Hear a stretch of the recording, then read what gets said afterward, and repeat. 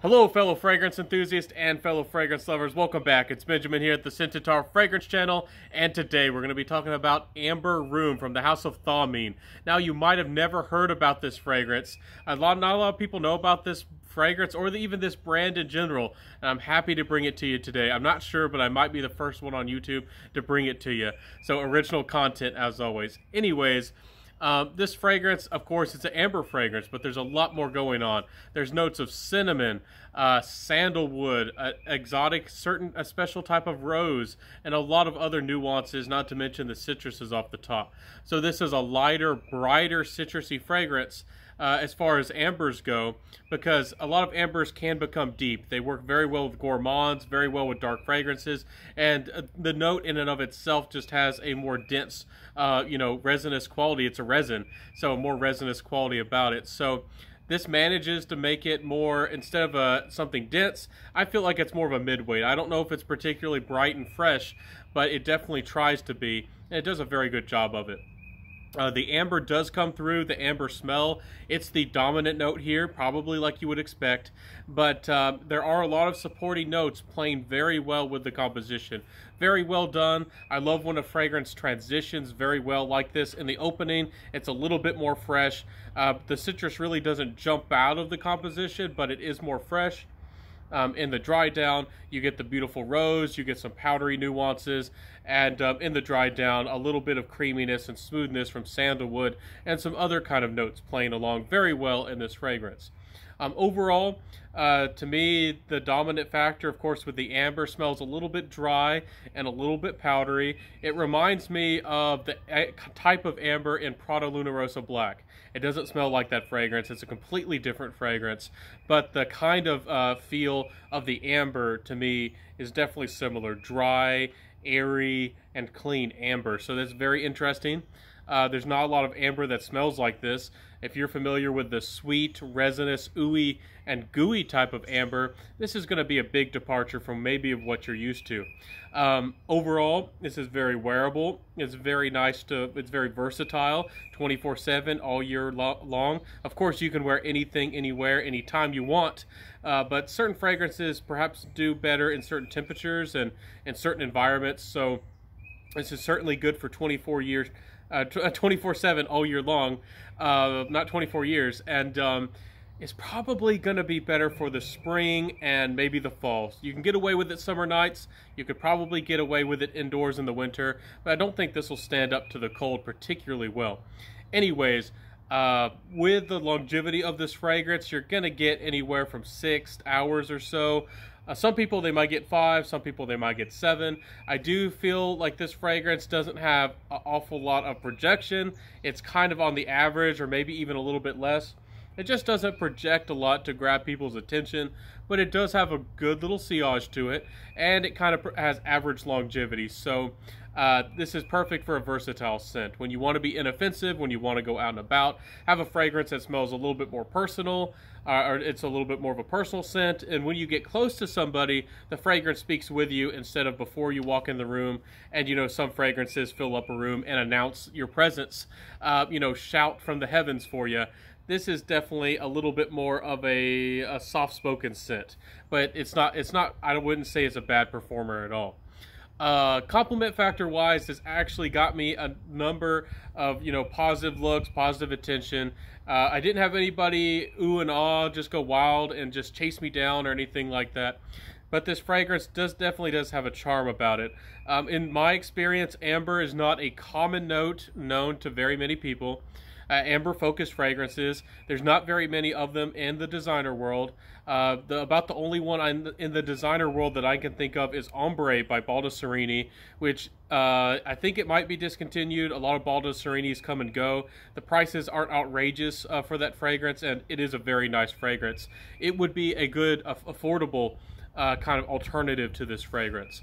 But, this fragrance does a very good job. There's just not a lot of amber focused fragrance just in general, especially in the designer world. So this is going to smell more unique. It's going to smell more original, and I think that's a real pleasant thing. But it's not unusual and it's not strange. So it does get people kind of interested in what you're wearing if they do get close enough ever to smell you. So My final thoughts and the price. You can get this for, if full retail, is about $145, if I remember right, for about 50 mils. Which is not terribly expensive in the niche world, but it is getting up there. If you bought 2 bottles for the full 100 mils, it'd be close to a $300 fragrance.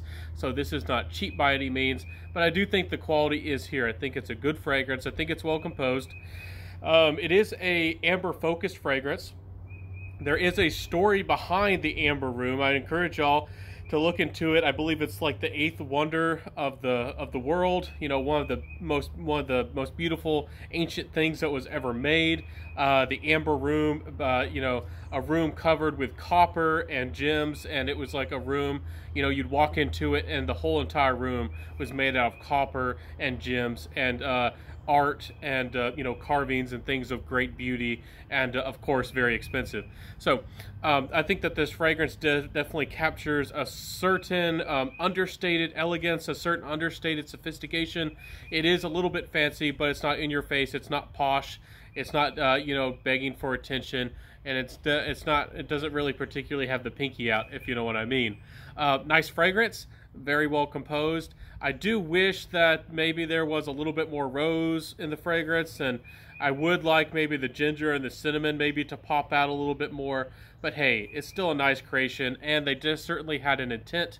I think that they were trying to capture the copper feel, the sense of the copper with this fragrance, with the Amber Room and that history. So to understand this fragrance, I think you need to understand what this fragrance is trying to capture and what this fragrance is inspired by. This fragrance is certainly does a good job of capturing that. Besides my pickiness, forgive me for my personal taste and request. Anyways, for $145 odd, I wouldn't be buying this for 50 mils, but I know some people out there might be looking for a lighter, highly versatile amber fragrance. There's very few of them on the market. I mentioned Ombre by Baldessarini, and there's Ancient Amber by Be Layered. But as far as that, I think the Histoires de Parfum has one, like, I think it's number 114 or something like that. But there's very few fresh, bright, or just highly versatile ambers on the market. There's a number of them that are dense and gourmands and heavier. So this might be something that you're interested in, especially if you like a little bit more of that powdery tone and a little bit more of those powdery nuances to the fragrance. To me, maybe my nose is just sensitive to powdery qualities, but I think it might be the rose, or maybe there's some labdanum snuck in here or something, but there is a little bit of this dry, powdery nuance to this fragrance coming through. Anyways, it's a good creation and it's well done. It might be a little bit expensive for what it is, but of course we all have different tastes and we all have different preferences. For somebody out there, they might just love this. If you like things like you know, Prada Black, Prada Luna Rossa Black, and those kind of dry, powdery you know, fragrances, this is definitely going to be a winner. And again, I'm happy to bring you these kinds of fragrances. I love to help you find the fragrances you'll love and the fragrances you'll connect to. And I hope that somebody watches my video and finds this fragrance and it is something that they love. This fragrance is not going to be for everybody, especially for the price. It's a niche fragrance. It's not meant to be for everybody. Niche fragrances are meant to be a little bit unusual, a little bit special, and are going to be for a few, you know, fewer people out there in the world. So take this as you will. Hope that you enjoyed my review today. I hope that you enjoyed it, and if you did like my review, please like, comment, subscribe, hit that notification bell, share the video, and even tell a friend. And when you do hit that notification bell, please hit all notifications, because you won't get notified if you don't. Even if you're a subscriber to my channel, that doesn't really help out very much. YouTube is a funny place. Anyways, my friends, I will see you next time. Please help me out down below, and I'll see you next time. Wear what you love, rock what you got, and have a good one, everybody. Be safe out there, and then bye.